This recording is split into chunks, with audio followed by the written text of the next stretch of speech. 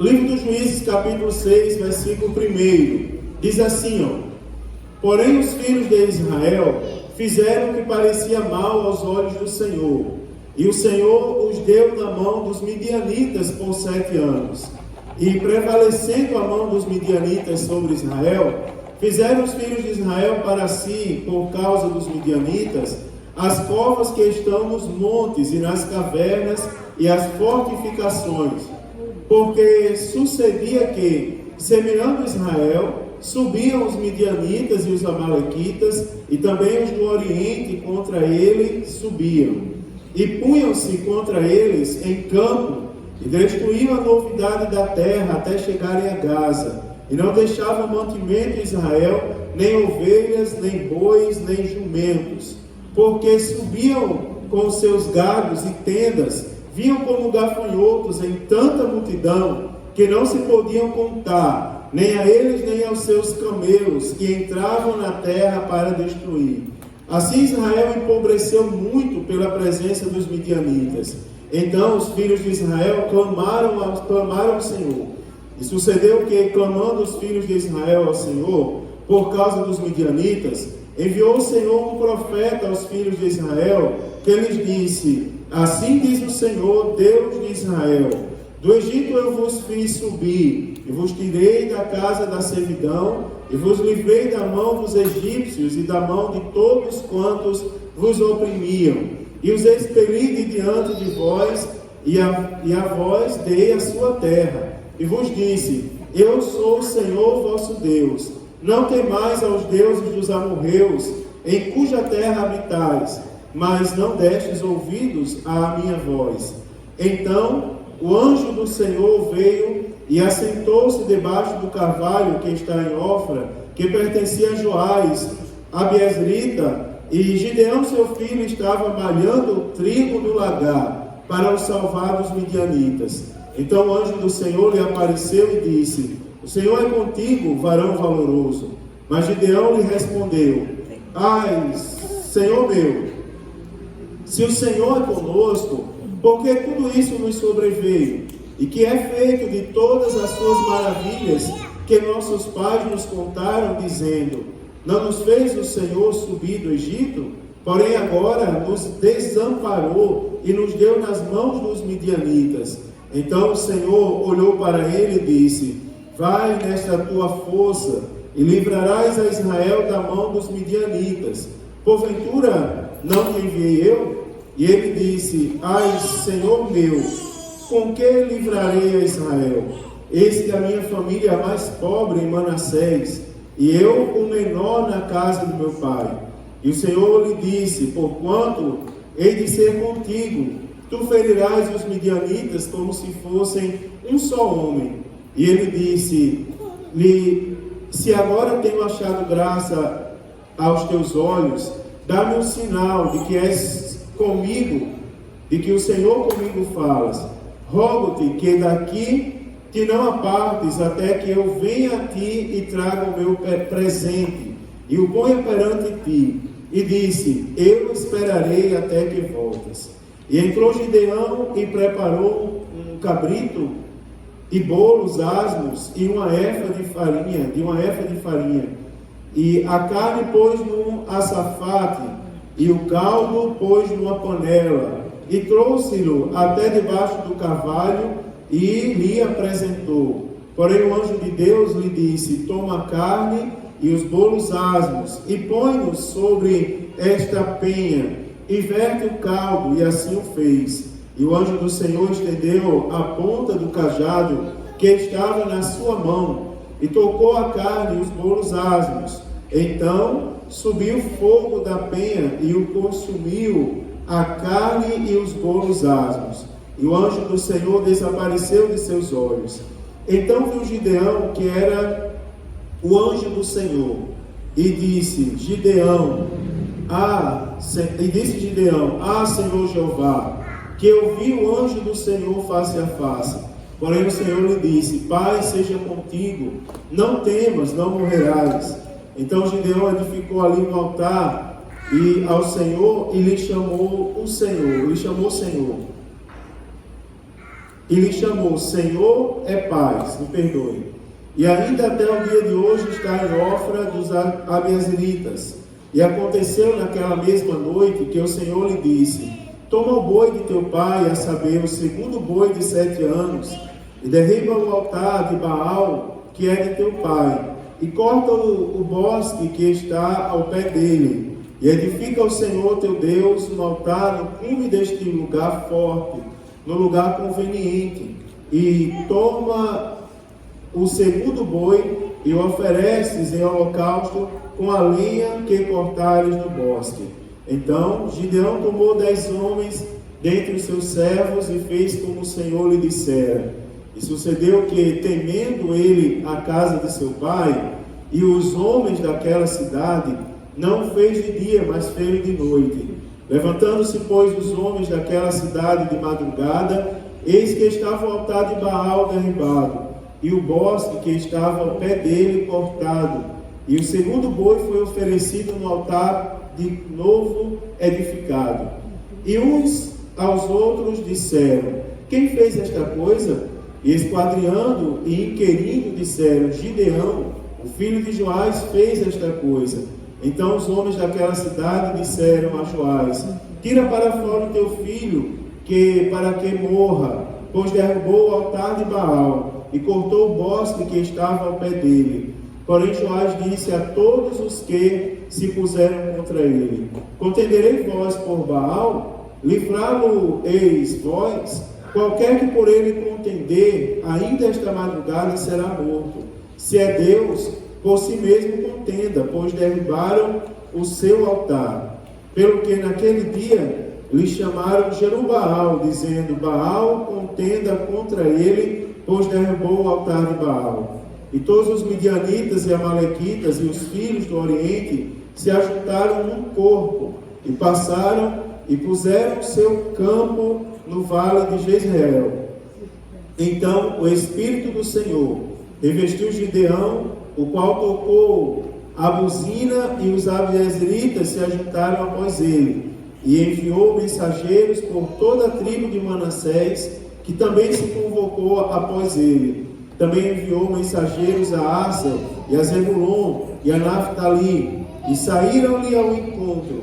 E disse Gideão a Deus: se has de livrar Israel por minha mão, como tens dito, eis que eu porei um velo de lã na eira.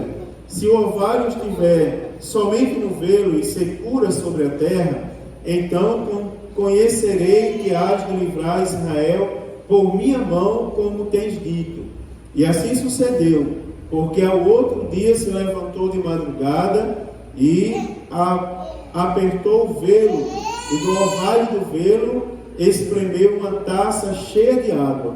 E disse Gideão a Deus: não se acenda contra mim a tua ira, se ainda falar só esta vez, rogo-te que só esta vez faça a prova com o velo. Rogo-te que só no velo haja secura, e em toda a terra haja orvalho. E Deus assim fez naquela noite, pois só no velo havia secura, e sobre toda a terra havia orvalho. Amém, irmãos? Amém. Repitam comigo: a palavra de Deus, é viva, e eficaz. É viva, e eficaz. Amém. Deixa eu explicar para vocês. É viva porque Deus nos conhece. E por vezes a palavra de Deus toca na nossa ferida. Mas a palavra de Deus, quando toca na ferida, não toca para matar, toca para sarar. Não é, irmãos? E é eficaz porque nós aceitamos a voz do nosso Deus quando ecoa a partir da sua palavra. Não é? Ela resolve o problema e nós aceitamos. Meus amados irmãos, logo após o período de bonança, de sossego de 40 anos, após o julgamento, o período sobre o julgamento de Débora e Baraque, a Bíblia Sagrada, ela agora nos relata a servidão do povo de Deus sobre os midianitas e o chamado de Deus na vida de Gideão. É uma história muito interessante, tem muita coisa para a gente aprender aqui. Os irmãos vão observar, e aí você mantém a sua Bíblia aberta e faz as suas anotações à medida que você julgar necessário. Mas a Bíblia Sagrada, ela diz que os filhos de Israel tornaram a fazer o que parecia mal aos olhos do Senhor. Como nós já estamos estudando o livro dos Juízes, ele é sempre marcado por aquele círculo de 4 palavras, não é? Apenas para lembrar os irmãos: apostasia, opressão, arrependimento e livramento. O povo apostatava da fé e, por consequência da sua iniquidade, Deus permitia que os opressores se levantassem e oprimissem o seu povo por um determinado período. Mas a Bíblia diz que eles clamavam e Deus levantava um homem ou uma mulher com o título de juiz para julgar e para levantar o povo, conduzir o povo a prevalecer contra os opressores. Agora, irmãos, começa um novo período. A Bíblia diz que os midianitas, em consequência à iniquidade do povo, eles se levantam para maltratar o povo de Deus por um período de 7 anos. E eu comecei, irmãos, para Deus me dar uma mensagem, eu leio o texto várias vezes e oro, às vezes por dias, e vou analisando cada versículo, cada palavra e buscando entendimento de Deus sobre ele. Primeira coisa que Deus me mostrou aqui é que eu observei que sempre o número 7 ele é esperado como o número da perfeição. Mas eu estava observando que quando a Bíblia começa a falar do domínio dos midianitas, e a gente começa a refletir que os midianitas só oprimiram porque o povo tornou a fazer o que não era reto aos olhos do Senhor, o que deveria ser bênção se transformou em maldição. Deveria ser 7 bênçãos, 7 anos de vitória, mas na verdade foram 7 anos de opressão, 7 anos de servidão. Porque quando o povo de Deus se desvia, a mão de Deus é retirada. Lembre-se sempre, irmãos, que Deus não nos obriga a nada. Não é? Deus não nos obriga. Certa vez eu conversei com um pastor que era cotado para assumir a presidência de uma igreja. E ele disse assim, eu falei, mas o senhor não vai botar o nome para concorrer à presidência? Aí ele disse, não vou, porque eu tenho um negócio com Deus.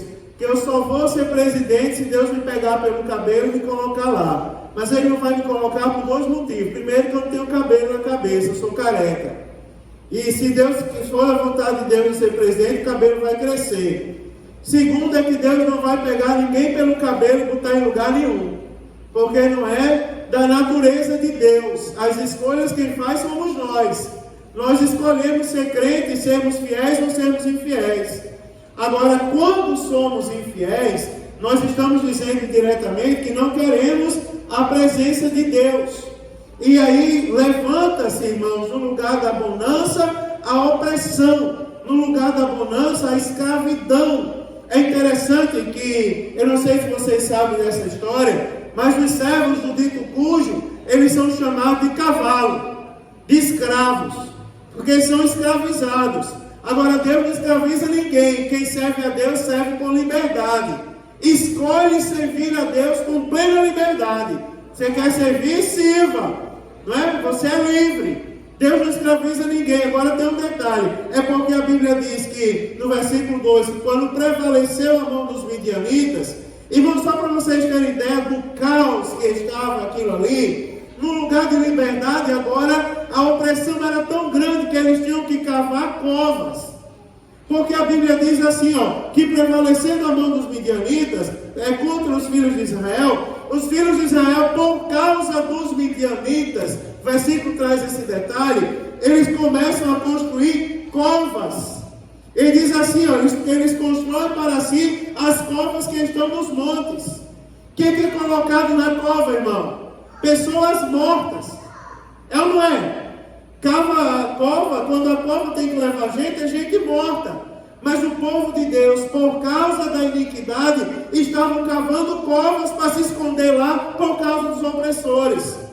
Veja só a que ponto chega uma pessoa que servia a Deus e deixa de servir. Eu não sei se vocês já perceberam, ou é só eu que percebo, mas eu acho assim, eu tenho a impressão, Se isso não for verdade, me perdoe. Mas eu tenho a impressão que quando uma pessoa deixa de servir a Deus e anda em conformidade com o pecado, ela fica feia. Eu tenho impressão. Eu já vi algumas pessoas na igreja servindo a Deus, de repente enveredam pelo caminho do mundo. Eu tenho a impressão, olho para aquela pessoa e acho ela feia. É coisa minha, não estou dizendo que isso é bíblico, é uma coisa minha, é uma impressão que eu tenho. Aí você observa o povo de Deus, agora, podendo andar livres, podendo estar livre para adorar a Deus e dizer a tudo e a todos que servem ao Deus poderoso, agora estavam cavando covas para se enterrar, para se esconder lá por causa dos opressores. Isso é uma vida terrível. Você sabia que tem gente morando em covas ainda hoje? E você sabia que tem pessoas que preferem morar na cova do que seguir, do que obedecer a Deus? Preferem, irmãos, morar na podridão do que escolher servir ao Deus Todo-Poderoso.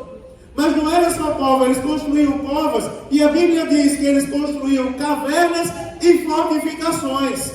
Eu já ouvi, vocês já ouviram também, irmãos, que caverna não é lugar de servo de Deus.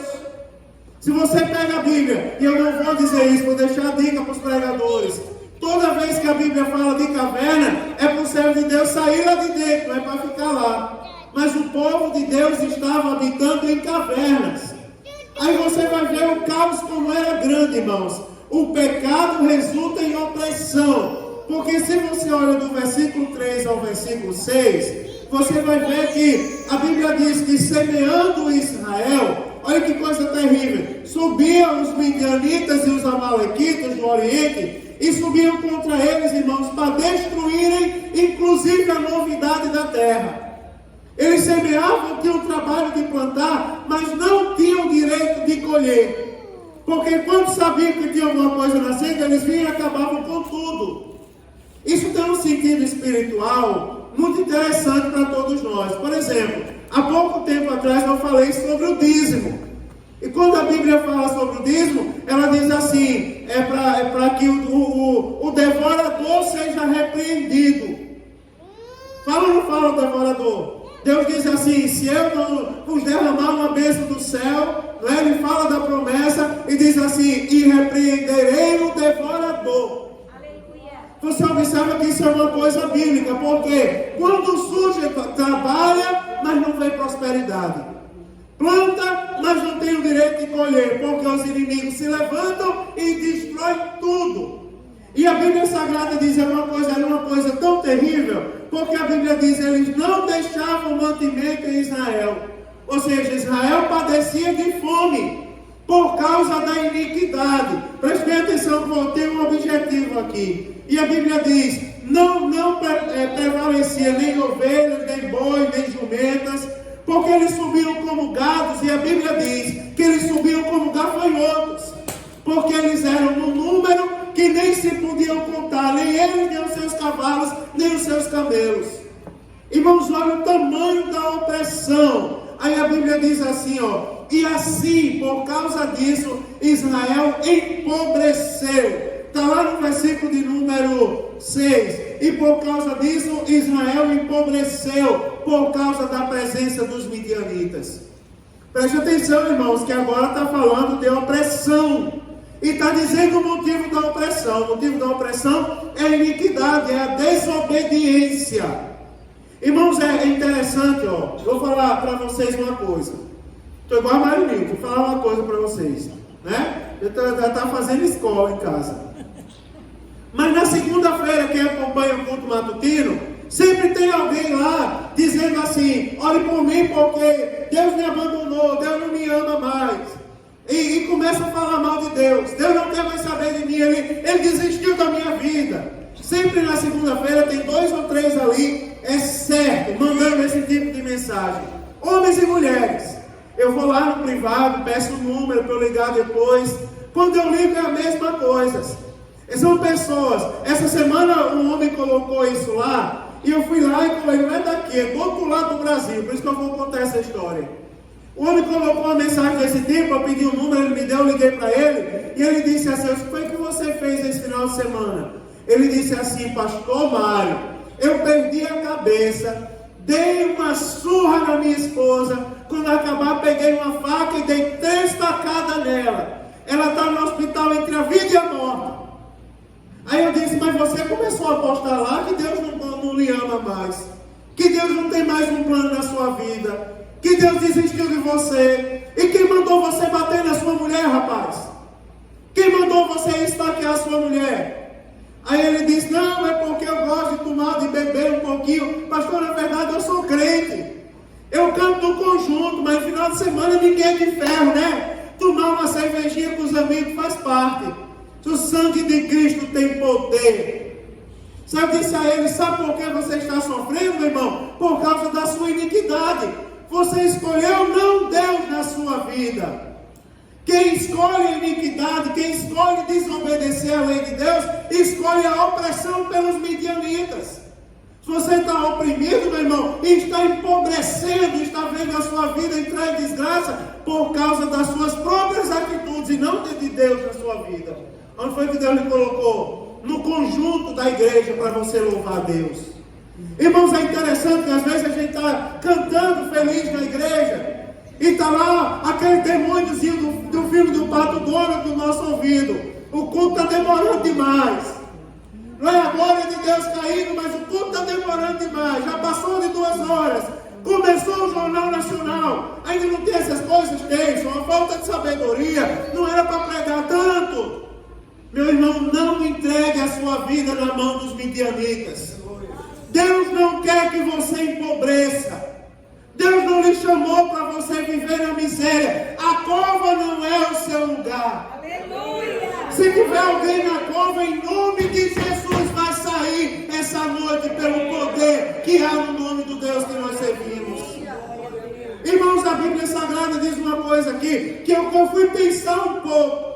É porque a Bíblia diz assim, no final do versículo 6, diz que o povo empobreceu muito. Aí a Bíblia Sagrada diz, então os filhos de Israel clamaram ao Senhor.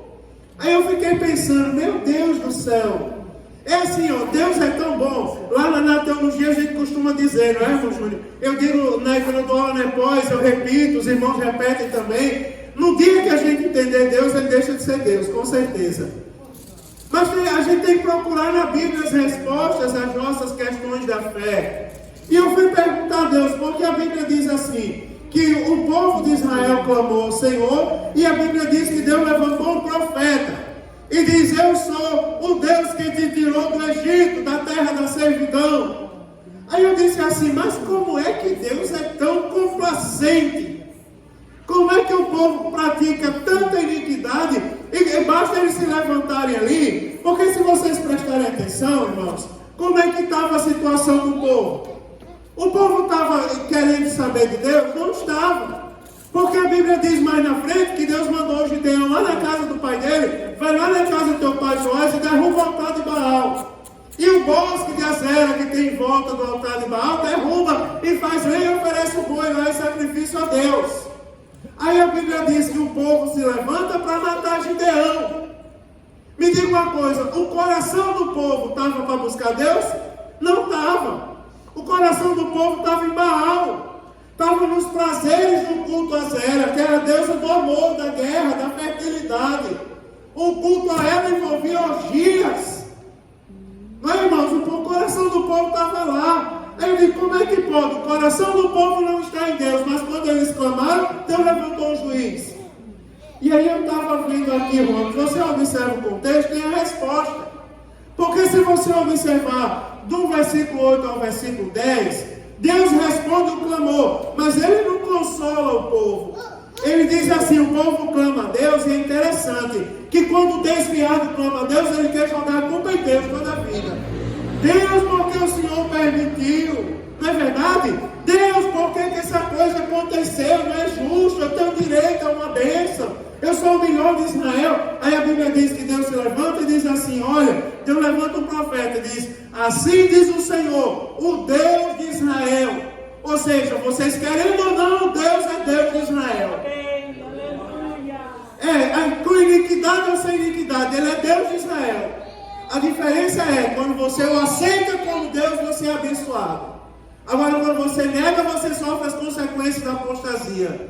Aí a Bíblia diz, o Deus de Israel, do Egito eu vos fiz subir e vos tirei de lá. Aí diz, e vos livrei da mão do egípcio, e da mão de todos quantos vos oprimiam, e os expeli de diante de vós. Aí a Bíblia diz assim, e a vós dei a sua terra, e vos disse, eu sou o Senhor vosso Deus, não temais aos deuses dos amorreus. Agora preste atenção ao final do versículo 10, em cuja terra habitais, mas não destes ouvido a minha voz. Olha que interessante, Deus se levantou, porque quando clamamos, Deus ouve. Quando as palavras são dirigidas a Deus, Deus ouve, porque as palavras são dirigidas a Ele. Deus ouviu o clamor do povo, mas espera aí, vocês precisam saber uma coisa. Eu mandei vocês se desviarem dos deuses dos amorreus, mas vocês não deram ouvido a minha voz. Vocês continuam ouvindo música do mundo. Vocês continuam trocando a obra de Deus por qualquer coisa que não seja a obra de Deus. Vocês continuam inventando desculpa para servir a Deus com os seus talentos, com as suas forças. É interessante que Deus faz lembrar, irmãos. Eu estava vendo aqui uma coisa, baseado nesse discurso de Deus. Na verdade, tinha um problema com o povo de Israel que a gente tem que ter cuidado para não se tornar problema nosso. Eu sou, irmãos, particularmente, vou falar de mim para vocês. Eu tenho um cuidado muito grande com as palavras que eu profiro aqui. Eu gravo e depois fico ouvindo, dizendo, meu Deus, por que eu disse isso? Meu Deus, vou corrigir. Um dia desse eu me atrapalhei e disse que Zaqueu era o chefe dos centuriões. Não é? Zaqueu, o chefe dos publicanos, eu levei a patente dele. Aí, mas depois eu corrigi. Na outra terça eu disse aqui, corrigi o que eu tinha falado de errado. Mas preste atenção, irmão, que um problema que a gente tem que cuidar. É porque o povo de Deus, eles não estavam buscando a Deus de coração. Eles deixaram de ser o povo de Deus para se transformar em pessoas religiosas. Irmãos, preste bem atenção a um detalhe. Nós devemos adorar a Deus pelo que Ele é e pelo que Ele faz. Pelo que Ele faz, pastor? Claro! Os grandes cânticos da Bíblia exaltaram a Deus pelo que Ele fez. Foi ou não foi? Foi ou não foi? Semana passada ele falou do canto de Débora. Se eu voltar um pouco, tem o canto de Moisés. Então cantou Moisés e os filhos de Israel, pelo que o Senhor fez na terra de Faraó. E o canto de Maria, foi ou não foi pelo que o Senhor fez? Devemos adorar pelo que Ele fez. O problema, preste atenção que eu encontrei o problema do povo de Israel aqui. O problema não é porque eles adoravam a Deus pelo que Ele faz, que a gente deve adorar, não podemos ser ingratos. Não é, irmãos? Que não podemos ser ingratos, não podemos admitir ingratidão contra Deus. Só estamos aqui hoje respirando de pé na casa de Deus porque Ele nos livrou da morte mais uma vez e nos trouxe aqui. Preste atenção, irmãos, que o caso do povo de Deus é porque o coração deles estava nas coisas do mundo. Estava nos bens terrenos. Eles estavam buscando a Deus baseado, irmãos, no que eles iriam receber. Preste atenção que não era pelo que Deus faz. Porque Deus faz coisa pela gente que não acrescenta materialidade na nossa vida. Por exemplo, hoje de manhã minha mãe, quando eu liguei para minha mãe para falar com ela disse assim, e no clamor do meio dela agradeceu. Ela disse, Mário, eu quero agradecer as orações, meu filho, pela sua irmã. Porque ela foi ao ponto do ônibus, pegar o ônibus para ir trabalhar. Quando chegou lá, parou um carro com 5 homens armados. Assaltaram todo mundo que estava no ponto do ônibus, menos ela. Ela chegou em casa e disse assim, mãe, o que aconteceu? Parece que eu não estava ali. Aí minha mãe disse, você está, minha filha, sabe qual é a diferença? É porque de 4 horas da manhã eu estava pedindo oração por mim e pela minha casa. E Deus ainda segue até bandido. Não é? Aí, o que foi que acrescentou de material na vida da minha irmã? Não acrescentou nada. Deus fez algo que não acrescentou. Agora o povo de Israel, eles só adoravam a Deus pela materialidade. Isso nós devemos, irmãos, evitar na nossa vida. Irmãos, nada paga a glória do Espírito Santo que nós sentimos sobre a nossa vida. Nada paga, meu irmão, você ser cheio de Deus e começar a falar em outras línguas na casa do Senhor. Aleluia! E por que, irmãos, que a adoração a Deus não está no coração de algumas pessoas ainda? Não é verdade, não? Porque se estiver no coração de Deus, são aqueles irmãos que andam de manhã na rua louvando a Deus. Um dia eu estava no culto matutino aqui, de joelhos, bem ali. Esse banco era ali encostado, esse aqui vão encostar de novo. Os jovens sentaram lá outra vez. E eu ouvi uma pessoa cantando alto na rua. Aí eu olhei dali e vi aquela pessoa morena na bicicleta. Eu pensei que era Flávio, bombeiro. Eu digo, pronto, Flávio converteu de vez. Eu disse isso a ele. Passou na rua cantando bem alto. Daqui a pouco voltou, aí eu vi que não era ele. Passou aqui de frente o rapaz cantando bem alto, foi embora. Daqui a pouco voltou de novo cantando bem alto. Aí me viu, aí disse, ô pastor, eu estava ali em pé ali fora. Aí eu disse, amém, querido. Aí ele voltou e disse, pastor, sabe por que eu estou feliz? Eu disse, por quê? Ele disse, porque eu acordei hoje falando língua estranha, sentindo a glória do Espírito Santo no quarto da minha casa. Irmãos, nós não devemos ser assim, não é? Eu achei o defeito dos filhos de Israel. Eles eram apegados à materialidade. E Deus estava querendo dar uma lição neles. Até quando vocês vão ser oprimidos, para vocês entenderem que Deus quer lhe encher da glória do Espírito Santo dele.